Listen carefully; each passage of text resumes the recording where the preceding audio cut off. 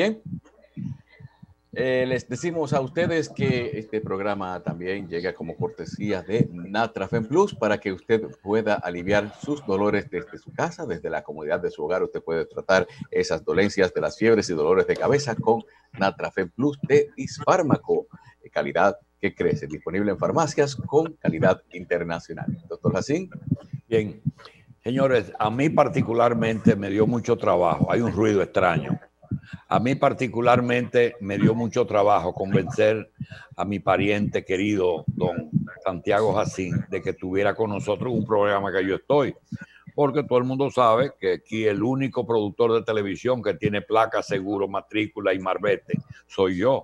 Sin embargo, yo conociendo a Santiago Jacín, creo que puedo lograr que él nos cuente algún tipo de experiencia de lo que es el sector externo. Un sector externo es una de las posiciones más difíciles que hay en un partido como el PRD, el PLD o los partidos mayoritarios. ¿Por qué?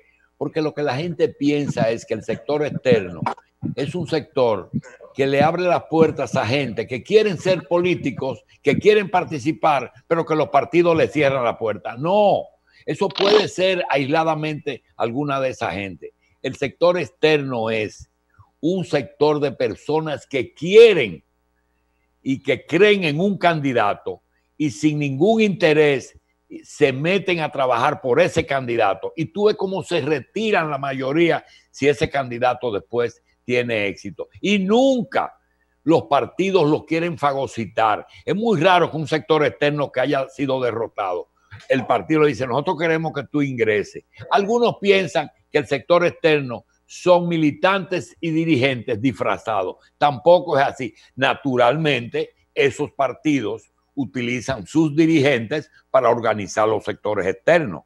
Pero en el caso del doctor Jacín, que no es un político, digamos, con todas las características, yo no puedo decir eso, yo sí puedo decir aquello. Yo quisiera tratarle 3 o 4 puntos y se lo quiero dejar porque ustedes van a tener mucho tiempo con Santiago. Y es, primero, ¿qué partido se beneficia y tiene seguridad de que adelantar, atrasar o llevarle a lo que dice la ley unas elecciones lo beneficia? Independientemente de que hay una cosa, 16 de agosto, ni un minuto más, eso está claro, muy bien, porque eso puede, igual que nada que sea modificar la Constitución es bueno, porque provocaría que Danilo meta sus manos ahí y le provoque una extensión, sobre todo con legisladores que tienen un precio y que además ellos, si prolongan el mandato, a ellos van en la cola también. Entonces, todo eso es lo que uno quiere saber. Un sector externo, ¿qué piensa de una fecha? ¿Es buena, es mala? ¿Le da igual? ¿Quién se beneficia? Esa es una. Lo otro es muy sencillo decir, el coronavirus está siendo mal manejado. Ayer tuvo Jesús, que son los dos médicos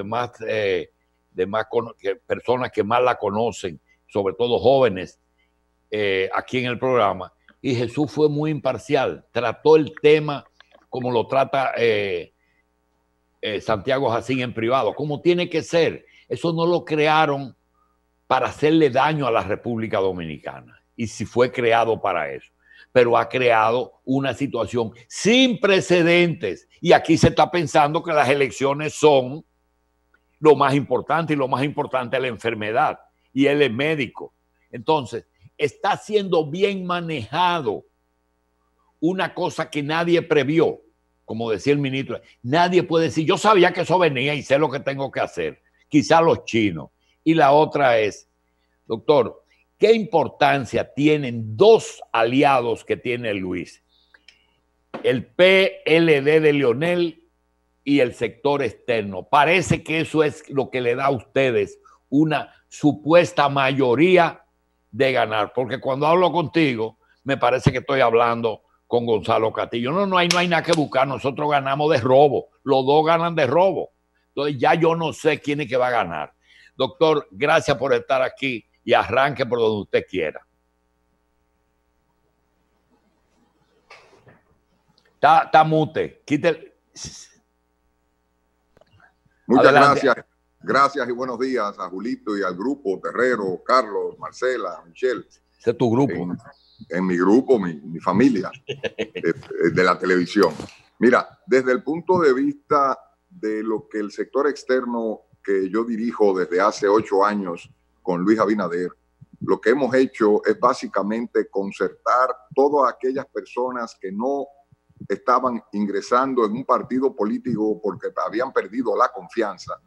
Nosotros lo hemos conseguido, que entraran. Pero la diferencia de este sector externo a los sectores externos anteriores es que nosotros, el que entró al sector externo, hemos conseguido que en el 90%, 95% se inscriban en el Partido Revolucionario Moderno, porque nosotros hemos pasado por un proceso muy diferente en el partido, donde nosotros no teníamos un padrón, donde nosotros tuvimos que reelegir nuestras directivas, renovar la directiva partidaria en el partido.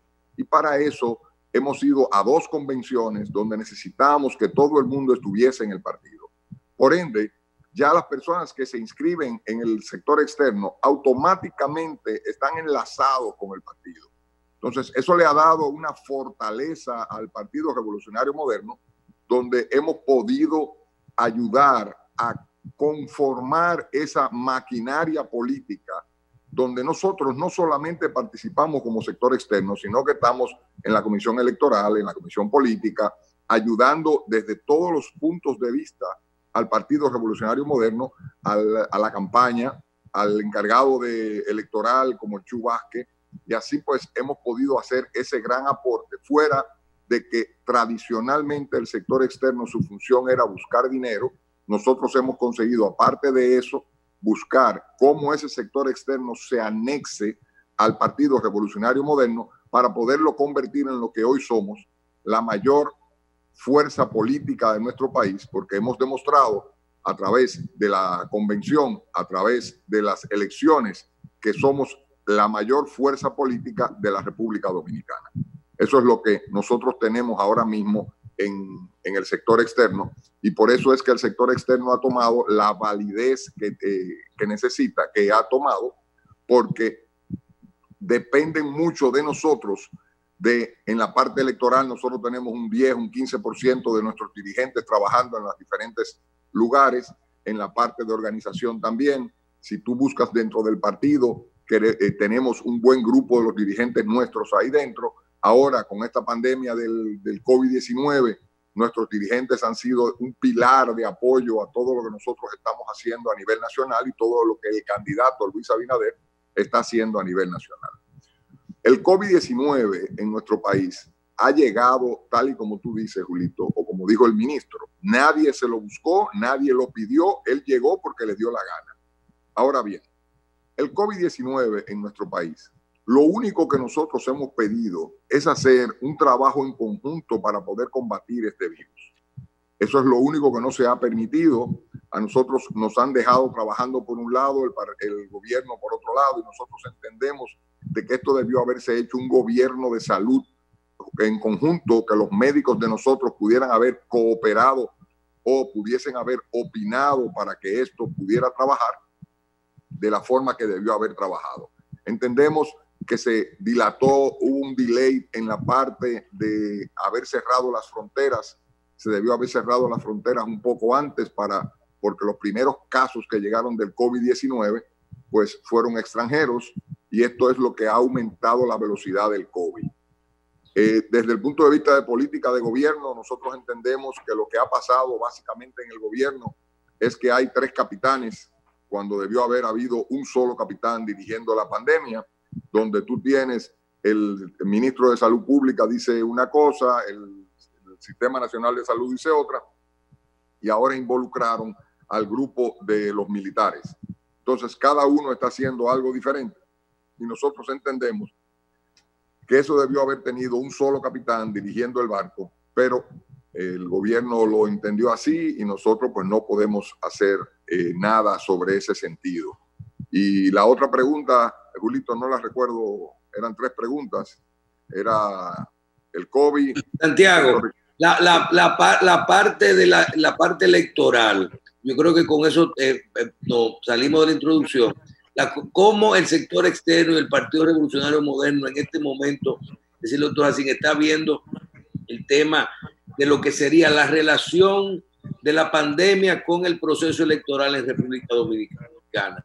Posposiciones, fechas, toma de posición, primera y segunda vuelta. Nosotros entendemos que las elecciones tienen que ir el día 5 de julio. Si nosotros, tal y como dijo Julito hace un rato en el comentario de él, estamos asistiendo al supermercado tomando todas las medidas necesarias, estamos asistiendo parcialmente a los trabajos tomando todas las medidas necesarias. Nosotros los médicos estamos todos los días en los hospitales tomando las medidas necesarias. ¿Por qué razón nosotros no podemos ir a votar el día 5 de julio tomando las medidas necesarias? Y esto te lo explico por lo siguiente. Constitucionalmente, nosotros no podemos alargar las elecciones porque caeríamos en un vacío. Cambiar la Constitución para modificar la fecha de la entrega, que sería el 16 de agosto, tendríamos que hacer un daño a la democracia dominicana, porque en este país, ese grupo que anda por ahí pensando en que nosotros no podemos hacer un triunvirato, no.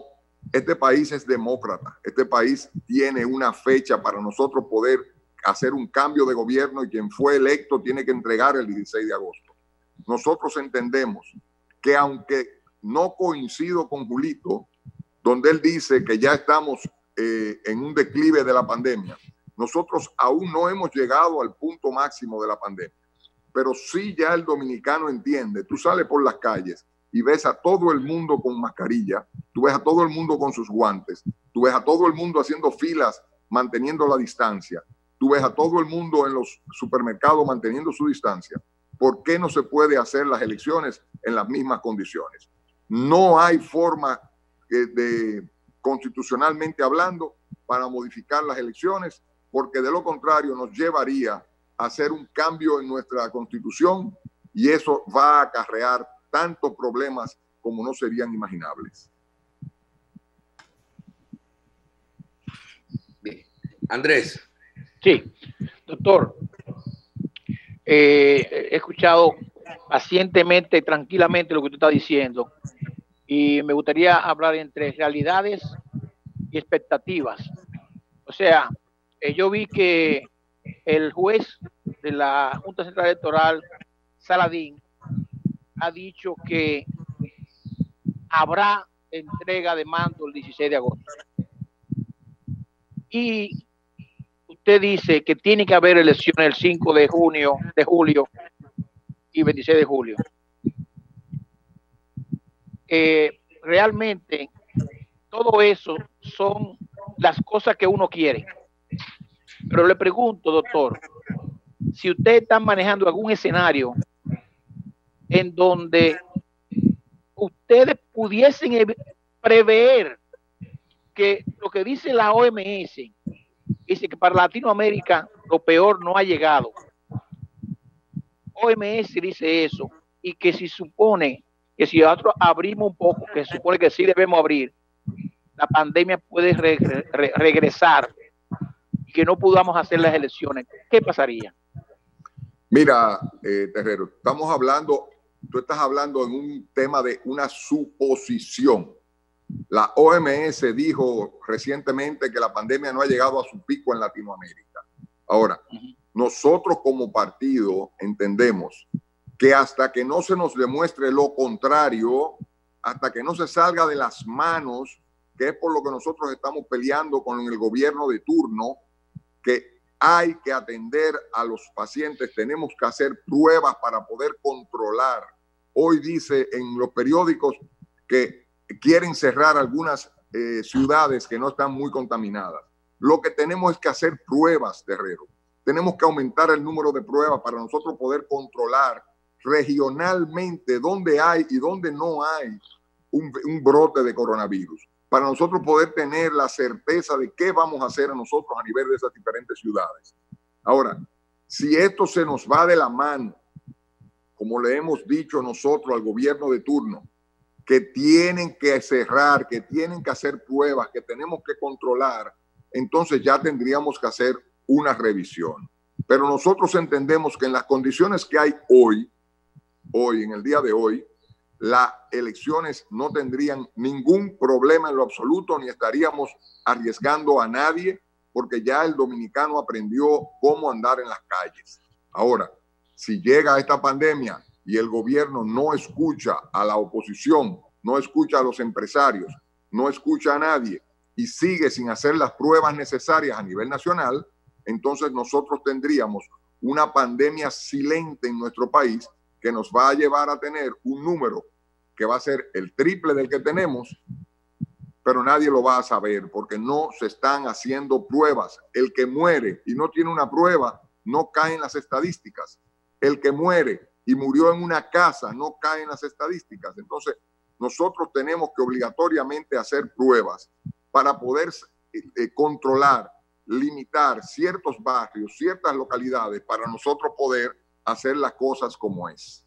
Es la parte... Santiago, hay una parte que de eso mismo, Carlos, un minuto, que me gustaría tu opinión, y es cuando un sector de la oposición, el no gubernamental, te dice a ti, porque tú, por ejemplo, ves las declaraciones de Peralta de ayer y te dice, aquí va a haber otro presidente el día 16, y ves el presidente aquí, yo no voy a estar el día 16, o sea, en eso no hay duda, pero hay un sector de la oposición que parece de donde viene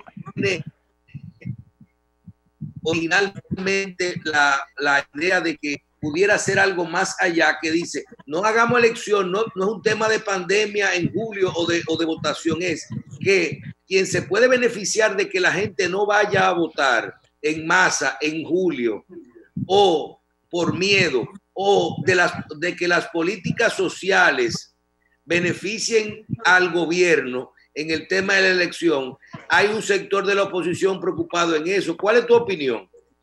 Nosotros no tenemos preocupación ninguna.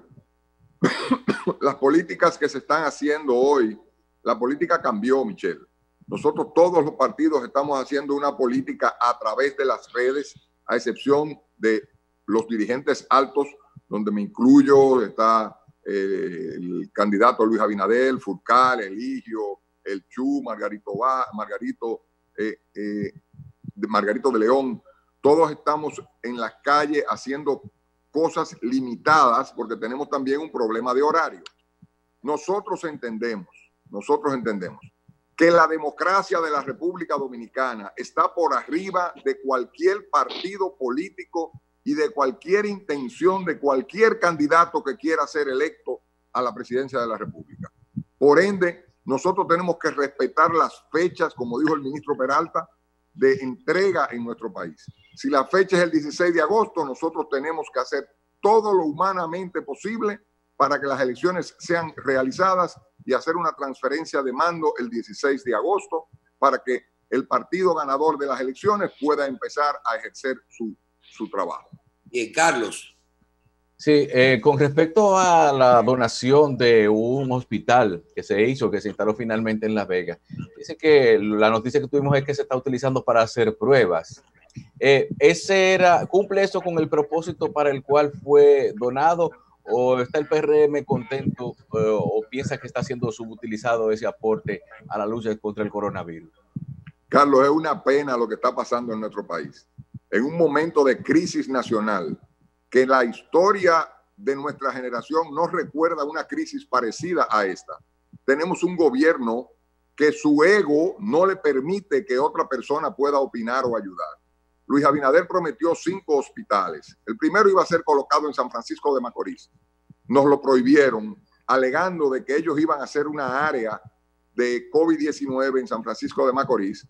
Y ahí está el resultado. San Francisco de Macorís hizo un brote tan grande que de ahí se expandió a La Vega, a Santiago, etcétera, en el Cibao Central. Nosotros tuvimos que irlo a construir a La Vega. Se construyó un hospital en carpa en La Vega con todos los requisitos pedidos por Salud Pública. Se entregó y ese hospital duró 9 días cerrado que nadie lo utilizó.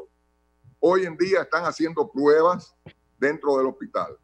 Si tú ves el nivel de camas, el nivel de comodidad, de espacio que hay dentro de ese hospital, y te puedo yo ponerme de voluntario a buscarte a ti como periodista para que recorramos el Hospital Musa de San Pedro de Macorís, que es un hospital regional, y que vayamos a la carpa que se hizo, carpa hospital que se hizo en La Vega. La carpa hospital le gana al Hospital Musa en condiciones, higiene, detalles, de un 10-1 al Hospital Musa. Eso da pena. El PRM y Luis Abinader querían hacer un hospital en San Pedro de Macorís. El gobierno no se lo permite y le dice que ellos van a hacer un hospital, una área en el Hospital Pino para el COVID-19. Hoy todavía no han puesto un clavo en San Pedro de Macorís. O sea, estamos trabajando con un gobierno que su ego no le permite que nadie lo ayude, y dentro de ellos mismos hay una división donde el director del Sistema Nacional de Salud dice una cosa, el ministro dice otra y las Fuerzas Armadas dicen otra. Entonces, esto hay que unificarlo. Entre esas tres instituciones, la oposición, los empresarios, las clínicas privadas, hay que involucrarlas obligatoriamente, porque no podemos seguir permitiendo que esta pandemia se expanda dentro de nuestro país, porque quien va a perder, quien va a ser lesado en esto son los dominicanos, y a nosotros como a ustedes nos duelen los dominicanos, nos duele nuestro país. Marcela. Sí, buenos días, doctor. ¿Cómo le va? En este preciso momento está ocurriendo la toma de posesión de Carolina Mejía en la alcaldía de Santo Domingo. En este preciso instante la estoy viendo desde un celular. Usted tuiteó tempranito sobre que hoy comenzaba el plan de emergencia municipal. Cuéntenos un poquito de eso. Mira, primero felicitar a Carolina. Carolina, la relación de nosotros con Carolina es excelente. Es una dirigente, nuestra secretaria general del partido. Ha ganado siendo la primera alcaldesa electa de la ciudad de Santo Domingo, ha hecho historia, y entendemos que Carolina va a hacer un trabajo dentro de la alcaldía muy exitoso, porque ella es una persona exitosa. Eso que yo tuiteé esta mañana, nosotros dentro del Partido Revolucionario Moderno hace unos días, junto con algunos de los alcaldes, Rafa PC, Kelvin de La Vega, Kelvin es el encargado de la parte municipal del Partido Revolucionario Moderno, el candidato les dio instrucciones de empezar a hacer una cooperación de limpieza, higiene, organización y ayudar con los toques de queda a nivel de los municipios, para que esta pandemia pueda tener el control mucho más rápido de lo que está haciendo. ¿Por qué? Porque con los municipios son independientes y nosotros a través de los municipios podemos tratar de ayudar lo que no nos ha permitido el gobierno de turno hacer. Entonces, se le ha orientado a nuestros municipios de que arranquen una organización desde el punto de vista de prevención de COVID-19 para nosotros poder ayudar con esta pandemia y nuestros municipios, estos 158 municipios, puedan empezar a desarrollar, y no quiero decir que los 158 son de nosotros, nosotros ganamos mayoría de los municipios, pero estoy hablando de la totalidad de los municipios, pues podamos empezar a ayudar a que esta pandemia pueda controlarse lo más rápido posible, Marcela. Bien. Doctor, yo pienso que la política, y más en medio de campaña, hace que uno deje de percibir algunas cosas. Y yo creo que es tiempo ahora de que ustedes nos expliquen algo claro por lo siguiente. La oposición ha dicho que no le han permitido ayudar al gobierno en trabajar en paliar la crisis. Ustedes han prometido 5 hospitales, hicieron 1, primero entregaron una carpa y después le pusieron los equipos y está ahí, como usted dice, parcialmente siendo utilizado o subutilizada. Usted dice que los médicos del PRM lo pusieron a disposición y no lo hicieron caso. Pero yo entiendo que los médicos del PRM también son parte de mucho del sistema de salud de la República Dominicana. Sería bueno que usted explique, doctor, cuál es la logística, la metodología que le han planteado el gobierno para ustedes poder acceder, ayudar en el sistema de salud. ¿Cómo es que los médicos de ustedes pueden o no pueden participar para ayudar en esta crisis? No, mira, Terrero, Nuestros médicos están participando en la crisis porque la mayoría de los médicos dominicanos pertenecemos al sector salud pública y lógicamente están trabajando desde los hospitales bajo las reglas del Ministerio de Salud. Nosotros lo que le hemos pedido al gobierno es que forme una comisión, aunque yo no creo en comisiones, porque desde la época de Balaguer, cuando no se quería resolver nada, Balaguer decía, formen una comisión de 4 personas, de 5 personas para resolver eso, y eso se quedaba ahí. Nosotros entendemos que la oposición entera, todos los partidos de la oposición, los empresarios y la sociedad civil tiene que reunirse con la parte que dirige el sector salud del gobierno en una reunión para definir, número 1, qué vamos a hacer con las pruebas, cuántas pruebas necesitamos, dónde vamos a hacer pruebas, por qué hay que hacer la prueba, cuándo vamos a repetir la prueba. Número 2, ¿qué tipo de prueba? Gracias, Michelle.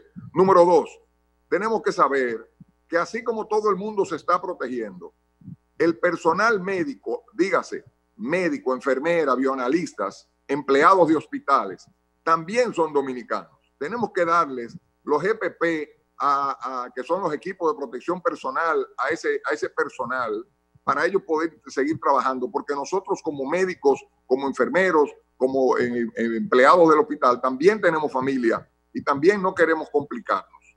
Entonces tenemos que ver qué cantidad de equipos, de mascarillas se necesitan. Ya tenemos que ir pensando en unas elecciones, saber en esas elecciones qué vamos a hacer. Vamos a dividir las elecciones por horario, que los viejitos voten primero, los menos viejitos voten después y los jóvenes en la tarde. O nosotros vamos a necesitar darle mascarilla a cada uno que esté en la fila. Vamos a necesitar darle a cada uno de los que está en la fila gel de alcohol para limpiarse. ¿Qué vamos a hacer con eso? Cosas. ¿Cómo vamos a actuar en las diferentes ciudades donde los hospitales? En estos días escuché el ministro de Salud diciendo que porque en Bohechío apareció un caso, entonces ellos ahora van para Bohechío a llevar camas, o ya llevaron camas. Y yo quiero decirle al ministro de Salud, es que nosotros no podemos ir un paso detrás de la pandemia, ministro de Salud. Nosotros tenemos que atacar la pandemia y organizarnos con un plan de trabajo, ministro de Salud. Nosotros tenemos que saber que los dominicanos somos los que estamos sufriendo en esta pandemia, ministro de Salud. Porque nosotros no solamente estamos sufriendo desde el punto de vista de salud. Aquí van a haber más pequeñas y medianas empresas quebradas después de la pandemia que lo que está habiendo de muertes del COVID-19. Entonces, ministro de Salud, nosotros lo que le estamos pidiendo a usted es que entienda que la oposición no quiere tener un rol protagónico en esto. Nosotros estamos saliendo a repartir nuestras cajitas y nuestras ayudas a las comunidades sin poner la cara de un candidato en la ayuda. Nosotros lo que queremos es tener un rol de cooperación para que este país se encamine y pueda seguir en un rol económico y de salud como debe de ser, como todos queremos. Ustedes no son los dueños de este país. Nosotros estamos hablando como dominicanos, lógicamente. Desgraciadamente, por ser políticos nos etiquetan como oposición.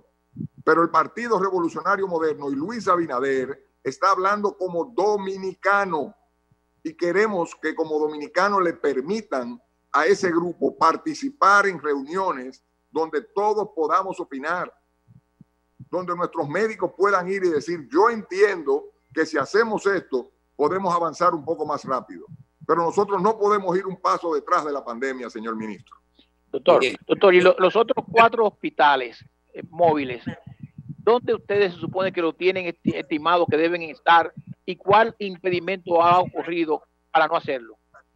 Nosotros íbamos a hacer uno en San Pedro de Macorís, uno en Santo Domingo Este, uno en el sur y el otro estábamos esperando a ver cómo actuaba los primeros hospitales para nosotros poder seguir haciendo esa inversión. En San Pedro de Macorís, cuando fuimos, nos salieron que tenían en el hospital Jaime Oliver Pino de San Pedro de Macorís, que es el hospital del Instituto Social de Seguros Sociales, Instituto Dominicano de Seguros Sociales, perdón, que iban a hacer un hospital ahí. No han puesto un clavo. El del sur no nos lo han aprobado. Entonces, tenemos las manos atadas y lo que hemos decidido es seguir ayudando con mascarillas, guantes, gel de limpieza, etcétera, porque no nos vamos a quedar con las manos atadas. El Partido Revolucionario Moderno y nuestro candidato Luis Abinader, ayer hicimos una demostración de ayuda sin promoción en San Francisco de Macorís.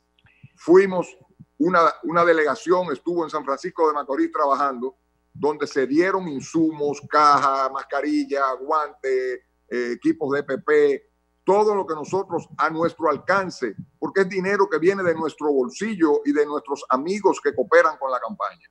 Nosotros no estamos dando un centavo del gobierno. Nosotros no podemos dar más porque nosotros no somos gobierno.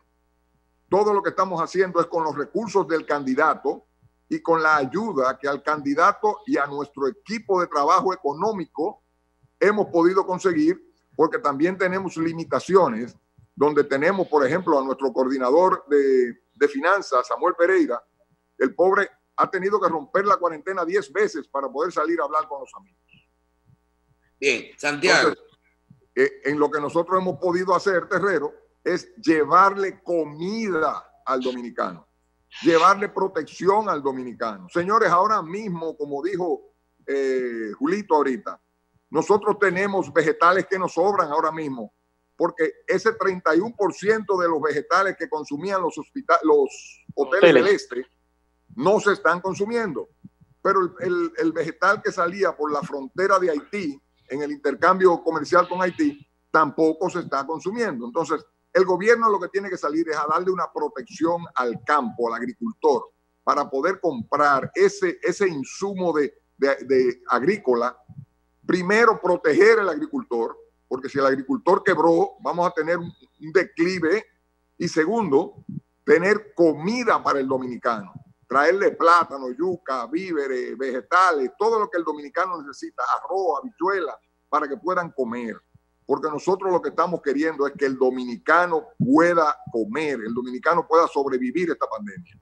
Bien, Santiago, hay un tema que yo quiero separar, la parte electoral, la parte política e inclusive un poquito la parte médica. Yo conozco tu opinión en este sentido, pero quiero que hablemos sobre qué tú consideras, cómo tú consideras que se debe de manejar el tema de las cuarentenas, toques de queda, el manejo de la apertura parcial o total. Por un lado, hay sectores que dicen, que gente como tú, que manejan bien la parte médica, que es importante hacer una cuarentena total de 24 horas por unos días.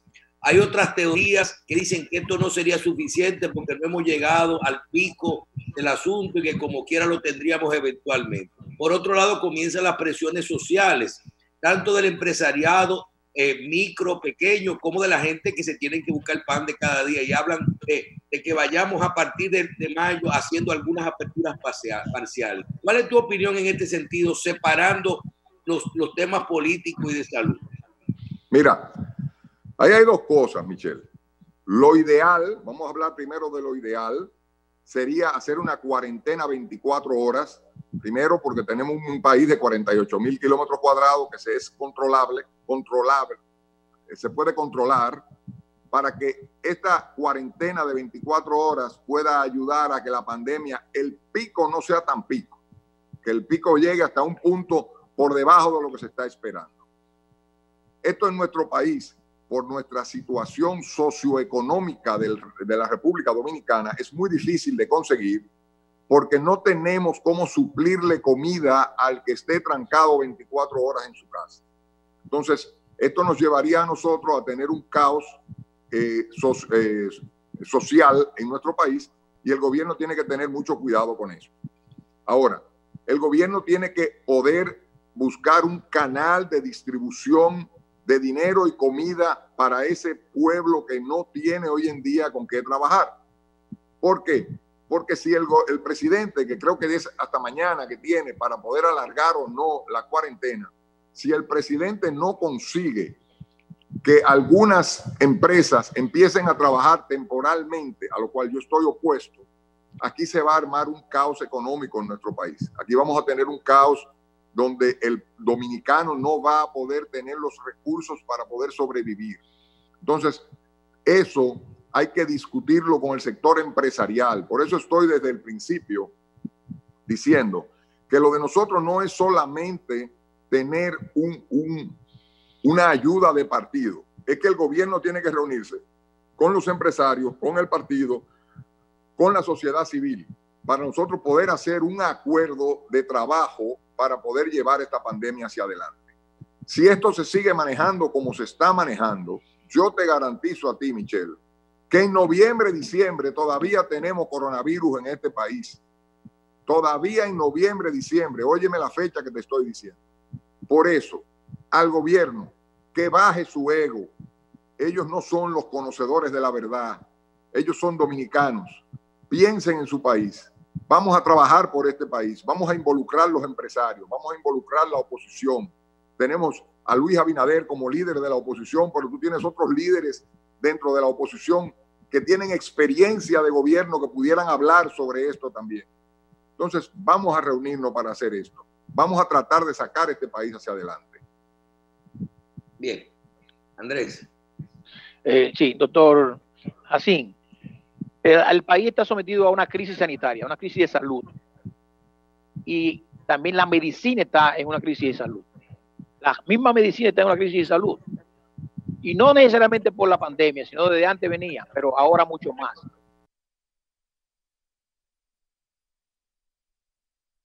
De los accidentes es lo que tenemos ahora en comparación con los tiempos normales.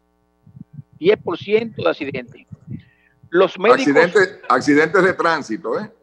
Correcto, de tránsito. Los médicos ortopedas, como usted, son los que trabajan básicamente con el tema de los accidentes, lo que fueran, no de tránsito necesariamente, sino accidentes en sentido general, ruptura de hueso y todo esto. Le pregunto, ¿cuán es tan grande la crisis para usted, el sector médico, que hace consultas, que tiene pacientes que están todos ahí trancados en su cuarentena y que ustedes no lo reciben? Y además su experiencia, porque creo que fue la primera, de ser médico virtual. Usted puso un anuncio, yo creo que fue el primero en el país, para poder consultar a sus pacientes. Que lógicamente no se puede curar una ruptura de un hueso virtualmente, pero ¿cómo se hace? ¿Y cuál es su experiencia? Y hábleme de la crisis. Mira, la clase médica ha sido la clase o una de las clases que peor les va a ir en esta crisis. Los médicos tenemos los consultorios cerrados, pero los médicos no somos negociantes, los médicos no tenemos ningún negocio fuera de nuestra consulta. Nosotros no sabemos hacer más nada absolutamente que trabajar en la medicina. La parte de la disminución de los accidentes de tránsito, esto es muy lógico. La gente no está saliendo, la gente no está en las calles de noche, de madrugada, no hay un consumo de alcohol exagerado para que los motoconchistas y los motoristas puedan.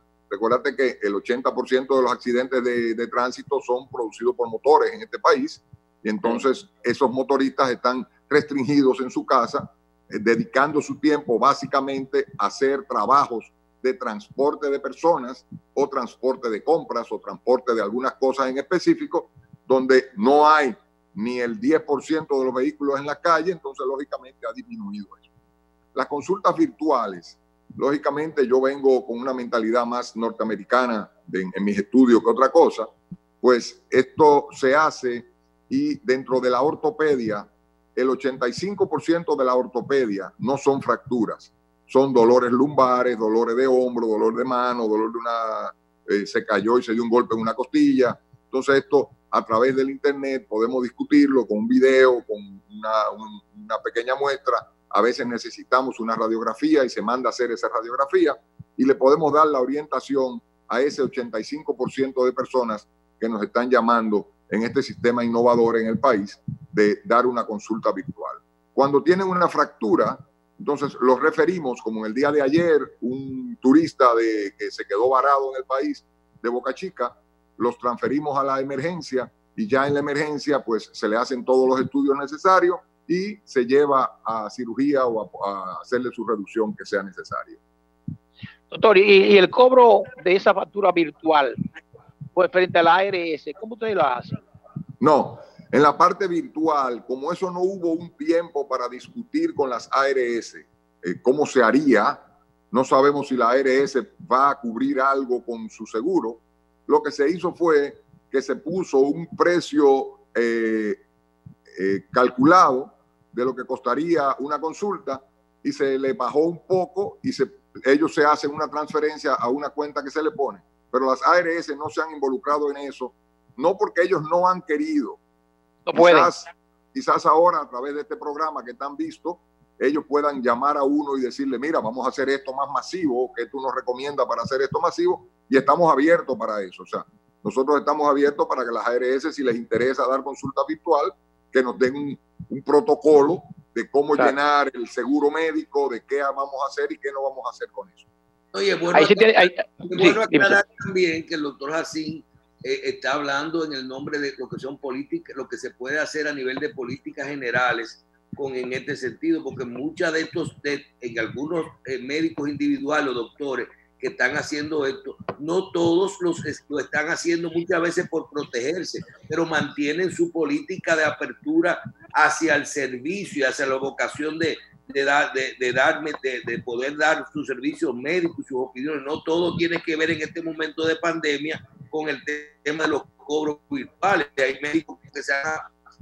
claro que sí hay un costo, pero esa no es la finalidad en este momento, sino es poder dar el servicio. Y yo soy testigo de doctor Santiago Jacín, se maneja bastante bien esto. Lo que tú dices con eso, Michelle, el pueblo sabe que los pacientes hacen una empatía con el médico. Y por ejemplo, a mí me llaman los pacientes, doctor, yo sé que usted no es cardiólogo, pero yo estoy como sintiéndome un poco mareada, ¿qué cardiólogo usted me recomienda? Entonces, uno como médico tiene que mantener el contacto con sus pacientes para poder satisfacer todas esas necesidades que los pacientes tienen, porque los pacientes han quedado huérfanos y no es que han parado las enfermedades, no es que han parado la diarrea, no es que han parado los infartos, no es que han parado las crisis diabéticas, no es que han parado las diferentes patologías que nosotros tenemos, pero han disminuido y los casos que quedan, nosotros tenemos que buscar cómo asesorarlos y cómo referirlos a los diferentes especialistas.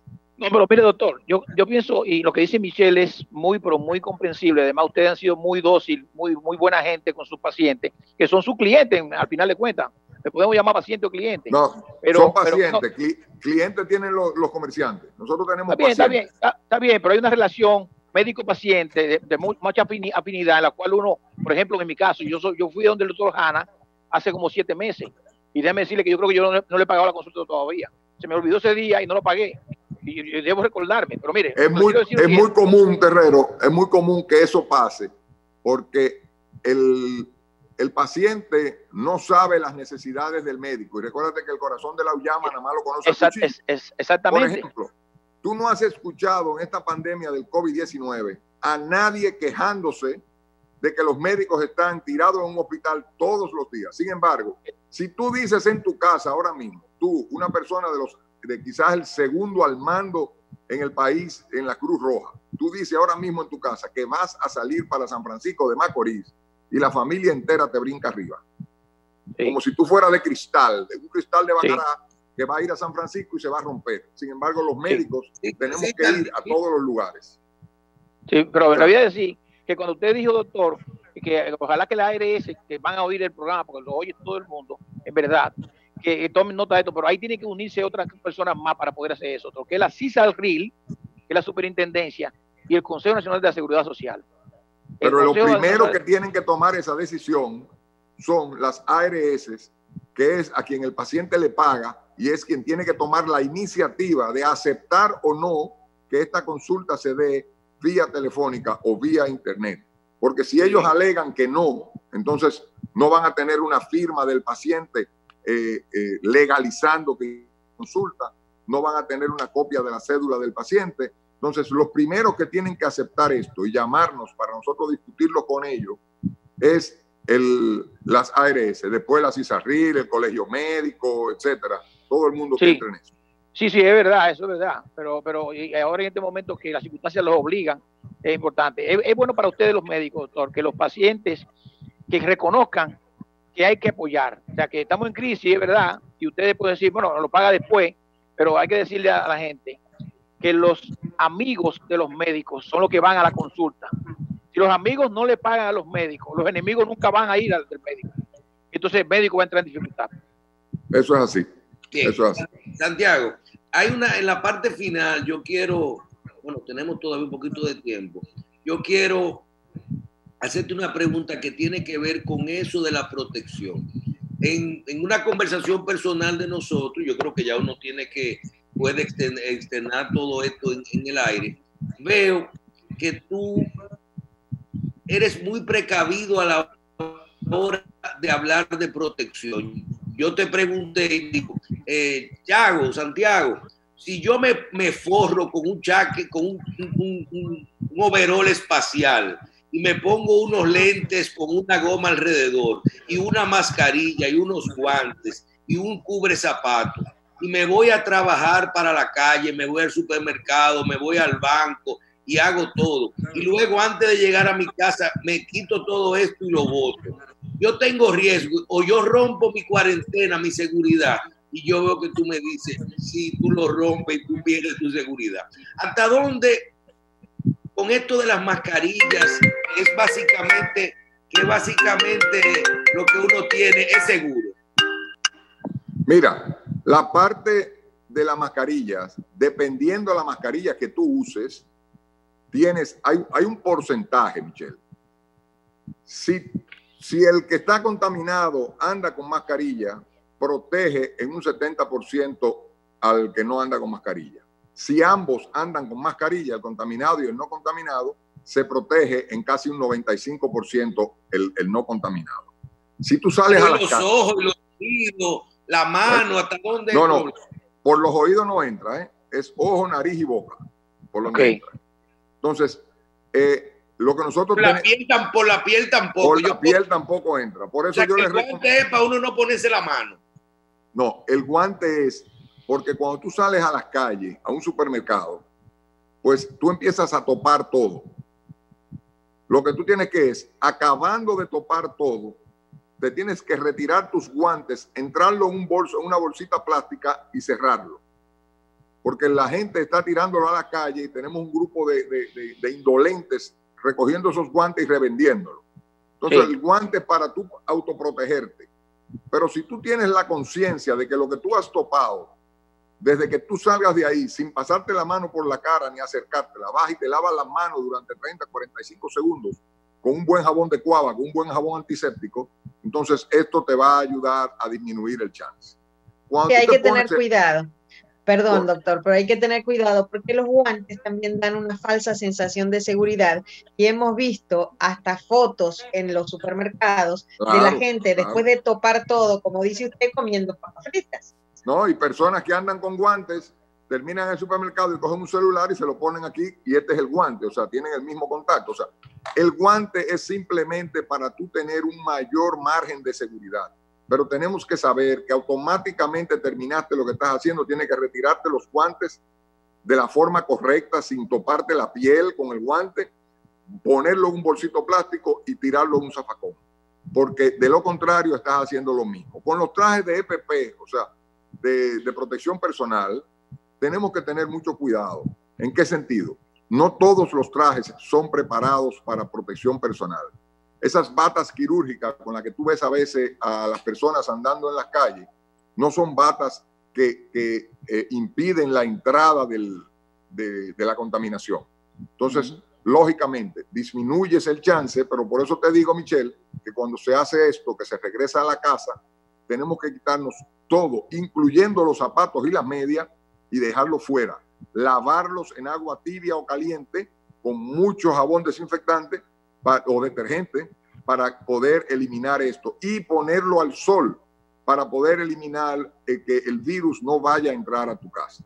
Eso es lo que hay que hacer con esta protección que tenemos que hacer. También hay algunas superficies que no sé qué recomendación pudiera usted dar con respecto a evitarlas. Los pasamanos de la escalera, el dinero que se recibe también. También, ¿qué hacer con la persona, el procedimiento más correcto para evitar contagio cuando recibimos una mercancía enviada a domicilio? Que uno bien recibe la mercancía, pero no sabe quién le puso la mano. Mira, tú mencionaste una cosa, Carlos, que es el dinero. el papel moneda conserva el virus vivo entre 24 y 48 horas. Entonces, por eso, al que tenga un cartón de crédito, que trate de pagar con la tarjeta de crédito sin pasársela a la persona de la caja. Usted mismo coloca su tarjeta de crédito, usted mismo la retira, se guarda su tarjeta de crédito para disminuir el chance de que la mano de la cajera contamine su tarjeta. Con el papel moneda pasa lo mismo. Si te van a devolver papel moneda, tienes que doblarlo, ponerlo en una bolsita plástica, guardarlo durante 24 o 48 horas para disminuir esto. Porque las superficies tienen, dependiendo del tipo de superficie, tiempo para que el virus se mantenga vivo o no. Por ejemplo, el metal, el aluminio, es donde más tiempo dura vivo el virus. Por eso tenemos que tener mucho cuidado, como tú dices, con los pasamanos de las escaleras, de uno se va agarrando para toparlo. Yo lo que les recomiendo es que traten de topar lo menos posible. Desde que salgan a las calles, las manos dentro de los bolsillos, no saluden a nadie, no topen nada. Y con la mercancía que nos llega de los colmados, de los supermercados a la casa, hay que recibirla con guantes, mascarilla y tratar de preparar una loción de alcohol y un poquito de agua para tenerlo un 70% y lavar todo con esa solución antes de entrarlo a tu casa. Es lo que yo recomiendo. Doctor, mire, los médicos especialistas primero son médicos generales, vamos a llamar así.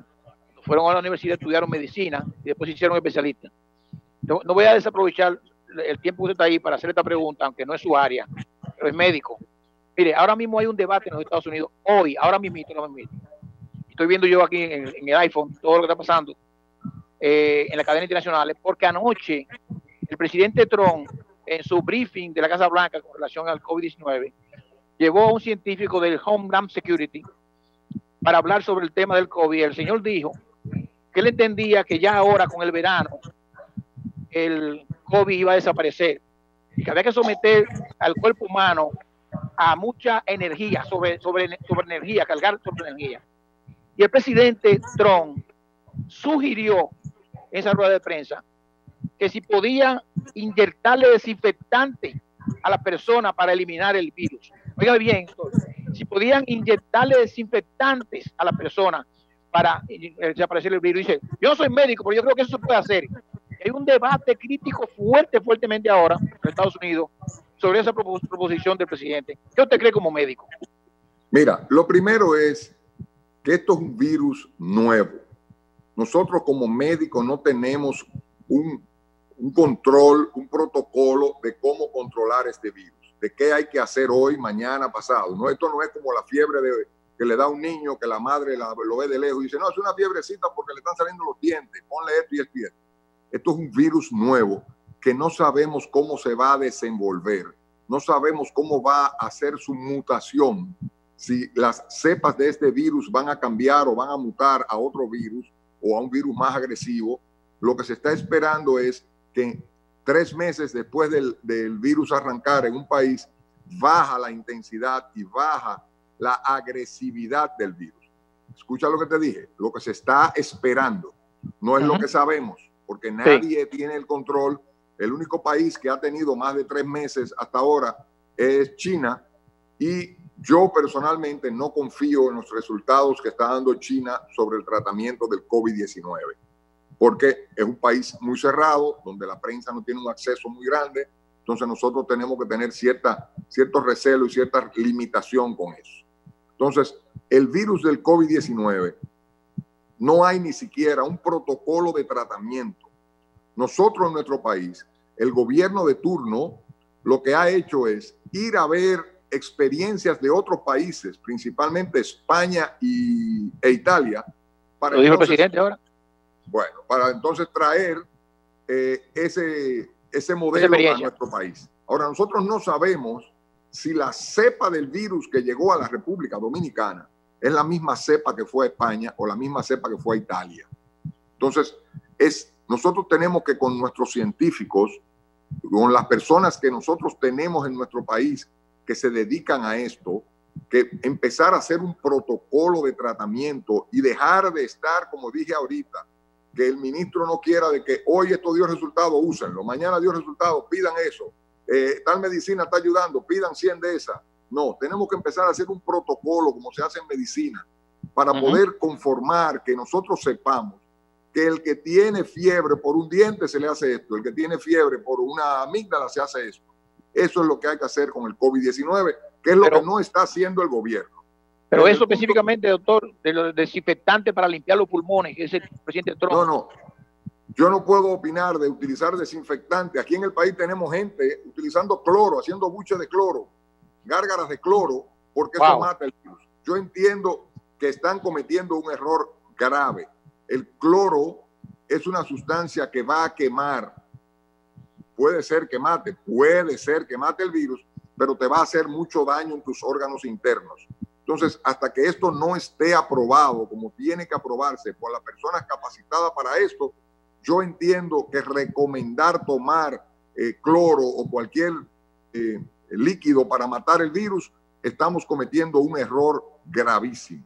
Nosotros tenemos que hacer un protocolo para poder controlar esta pandemia en nuestro país y después, si ese protocolo da resultado en nuestro país, los organismos de salud pública poderlo referir a países con las mismas condiciones socioeconómicas que el de nosotros para que puedan utilizar ese protocolo.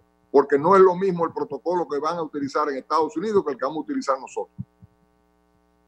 Santiago, hay una parte que yo creo que la podemos contestar de forma integral, y es, desde hace unos días que nosotros venimos hablando de hasta dónde, cuando hay un médico especialista, internista, vamos a decir, especialista en infectología, o realmente maneja el paciente, se nota en estos lugares que hay menos muertos y hay también menos pacientes en respiradores. Luego pudimos ver que en algunos centros, sobre todo gubernamentales, públicos, se habla de que hay muchos médicos internos o practicantes o residentes que son los que están manejando la enfermedad. Yo quiero tu opinión. Yo sé que esto es una pregunta difícil como médico, hasta dónde los médicos pueden, esta política está bien, estamos obligados a esto, y quiero que lo vincules con estas declaraciones del gremio de enfermería del día de ayer, que habla de los niveles de protección. Dice, me entregan todos los días una mascarilla y una bata, pero parece que, y unos guantes, pero parece ser que cambiar mascarilla, estas batas y estos guantes 3, 4, 5 veces al día, que hay un poco de desinformación. Háblanos un poquito de esos temas, el médico a nivel de especialista para tratar la enfermedad y la protección de los médicos y de las enfermeras, ¿cómo debe de ser?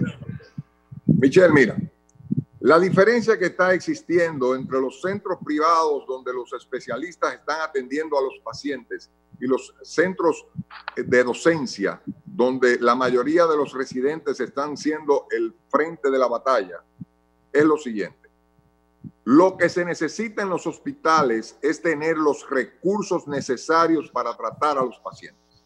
Cuando un paciente va a un centro médico privado y se necesita darle una aspirina, el paciente está buscando esa aspirina, el médico está buscando esa aspirina y sobre todo el centro privado está buscando esa aspirina. Cuando tú vas a un hospital donde no tienes los recursos para que te den la aspirina y en el hospital no la hay, un día que tú pierdas de tratamiento es un día que puede hacer la diferencia en el tratamiento o no. Me explico.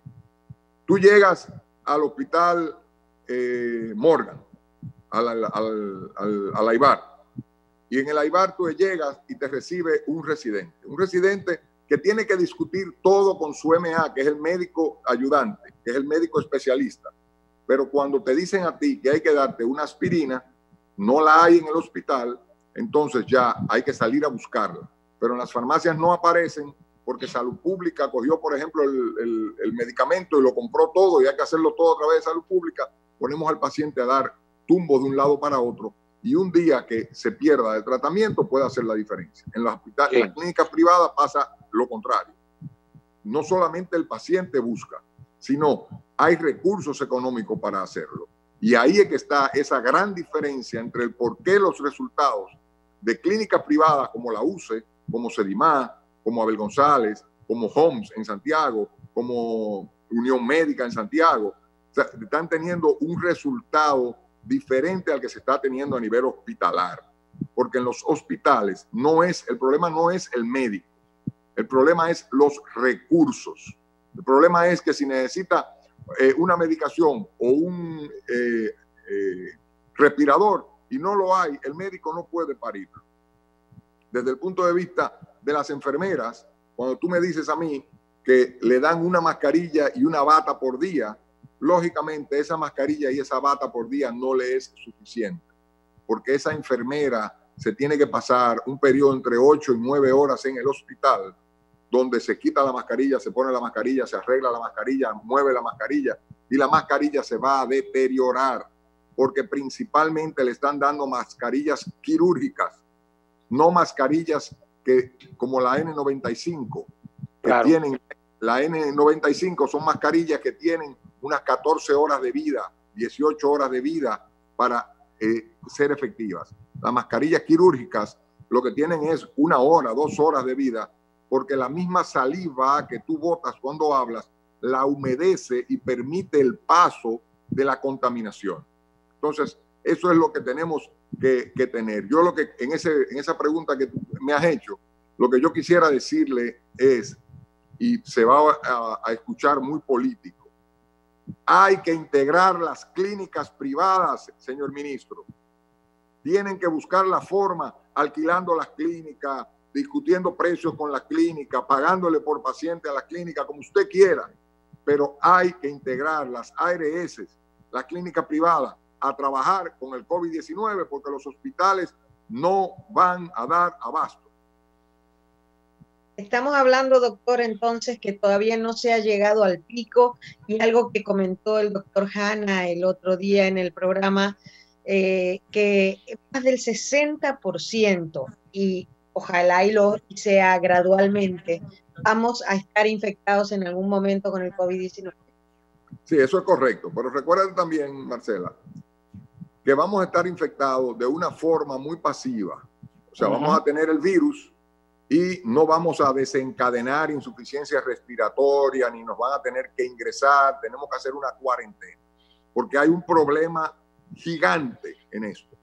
El que adquirió el COVID-19 y dio positivo, a partir de ese momento, tú tienes entre 14 y 21 días de cuarentena para no seguir contaminando. Pero el que dio positivo y lo internaron, como por ejemplo el italiano que acaba de salir, ese paciente tiene entre 14 y 21 días que todavía puede infectar. Ese fue el que compró la bariátrica, ese fue el que entró por COVID y se hizo una bariátrica. Ay, doctor, yo creo que una opinión suya al respecto sería muy aclaradora, muy clarificante en este momento, porque la gente ya está pensando que falsificaron el sano aquí. Como que la gente dice que cómo la gente pudo haber cambiado tanto con un internamiento. 45 días. Recuérdate que pasarte 40 días claro, comiendo poca cosa a base de suero, sudando fiebre, no tener una alimentación como probablemente ese paciente estaba acostumbrado, más el miedo y la ansiedad que tenía ese señor con lo que le estaba pasando sin tener contacto con sus familiares, no debe de ser muy fácil. Pero el problema principal, Marcela, como te dije, es que después que tú das negativo, diste positivo, te hacen una segunda prueba, diste negativo, a partir de ahí hay entre 14 y 21 días que tú como paciente puedes contaminar al paciente sano. Eso es lo más peligroso que tiene esta pandemia y eso es lo que tenemos que tomar mucho cuidado en los barrios de nuestro país. Y no se nota que uno tiene. No, nadie le sale un sello que yo lo tengo. Exactamente. Doctor, usted ha hecho una explicación muy clara entre la diferencia entre una mascarilla y la otra. Y eso yo creo que es sumamente importante, doctor, en el medio de la crisis donde estamos. Porque como se ha hecho ya obligatorio el uso de la mascarilla, yo creo que la gente lo que está usando primero es un tapaboca, que no es lo mismo que una mascarilla, Tápame la boca ahí para que la policía no me tranque. todo el mundo hace en su casa una mascarilla o como le llamen, vamos a hacer un instrumento para venderlo. Y sale la gente a vender ahora como si fueran los cargadores de celulares o la manita limpia en la calle. Venden ahora la mascarilla esas que son cualquier cosa menos para proteger del virus. Exactamente, doctor, ¿no representa eso un mayor riesgo de esa diríamos que expansión de un material que no protege nada realmente? No, mira, vale, es mejor tener un tapaboca, como tú dices, a no tener nada.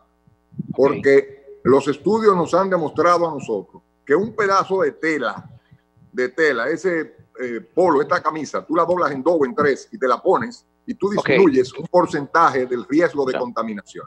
Mitiga el riesgo. Entonces, las mascarillas quirúrgicas hacen lo mismo. Una mascarilla quirúrgica te protege entre un 40 y un 45% de la contaminación.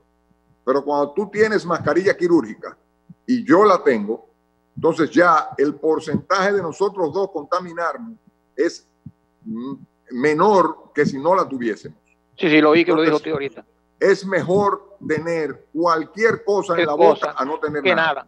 Eso es lo que hay que hacer. Ahora, lo ideal es que el gobierno de turno mande a buscar mascarillas de las que son las correctas y poderla distribuir a nivel nacional, distribuirla en los barrios, distribuirla a las personas pobres, que son las personas que más fácil se van a infectar. Recuérdate que cada infectado contamina entre 3 y 4 hacia adelante, y así se va multiplicando la cadena, a medida que más infectados haya. Cuando tú te metes en un barrio donde la aglomeración de personas es tan grande, porque todo el mundo en una casa de 80 metros viven 5 o 6 personas, entonces el que dio positivo en esa casa se fueron los 5, se fueron las 6 personas. Correcto. Cuando ellos se fueron es que se fueron infectados, no es que van a morir. Sí. Lógicamente, entonces, caen infectados porque el espacio físico que hay en esa vivienda es menor, no es el espacio ni siquiera para respetar los 6 pies de distancia, los 2 metros de distancia entre una persona y otra. Entonces el gobierno lo que tiene que buscar es las mascarillas que a ellos le van a salir en poco dinero porque van a comprar grandes cantidades, pero no que me manden los aviones privados a buscarlo, ese cuento no, por favor, que me manden a buscarlo por el área donde tienen que buscarlo y como son, que no me vengan con el cuento de unos aviones privados que han dado una vuelta alrededor de la isla. Están como los viajes ilegales que los sacan de Miche y los sueltan en Boca Chica y los dominicanos se desmontan diciendo bendito nene. No, nosotros queremos que hagan los viajes como son y que busquen la cantidad de mascarillas. Doctor, concurso público y ganen los proveedores que tengan que ganar de acuerdo a las condiciones. Topaste un tema que no debiste de haberlo hecho porque no quería hablar yo de eso. ¿Por qué no? Lo que se está haciendo en este país con los concursos públicos es una dictadura con los concursos públicos. Se está haciendo un daño a este país donde esas personas se han llegado a creer que hacer negocio con una pandemia y con una enfermedad como la que estamos teniendo, ellos se están beneficiando. Y yo les quiero decir a ellos que se cuiden, porque todo lo que hacemos aquí hay un Dios que lo ve, pero todo lo que hacemos aquí se paga aquí y ellos no van a ser eternos en el gobierno. Ellos no van a ser eternos concursando en el gobierno. Ellos no van a ser eternos tratando de hacer todas las altimañas que están haciendo. Viene un gobierno por ahí que va a querer hacer las cosas como es, que va a tener una justicia independiente y que va a tomar en cuenta todo lo que se ha hecho jugando con la salud de un pueblo. Y eso no puede ser posible, que el gobierno de turno esté permitiendo que las licitaciones se hagan en 2 horas para beneficiar a una persona o a otra. Doctor, mire, yo creo que el tema es importante y no tenemos tiempo para tratarlo, pero debo decirle algo. Yo pienso que el partido de oposición, el PRM, que es el mayoritario en la oposición, también tiene que ser muy cuidadoso con este tipo de cosas. No obviarlo, no, sino documentar bien, doctor, buscar bien después, hacer su expediente bien, no tanto algarabía pública, sino expediente bien, y someter al que tenga que someter. De igualmente, la otra parte, la contraparte, como Ministro de Salud Pública, que no debe incomodarse por nada, debe ser prepararse para defenderse. Porque ellos tienen también normativas, reglamentos, concursos, y pueden, sí o no, justificar lo que están haciendo. Pero lo importante es que no se vea al PRM que lo que está es chocando con todo en medio de una crisis, en vez de hacer todo, prepararlo y documentarlo adecuadamente frente a las autoridades competentes que son el Ministerio Público. Terrero, el PRM como partido, Luis Abinader como candidato, tiene todo documentado y cada vez que Luis Abinader da una cifra, las está dando como son correctamente.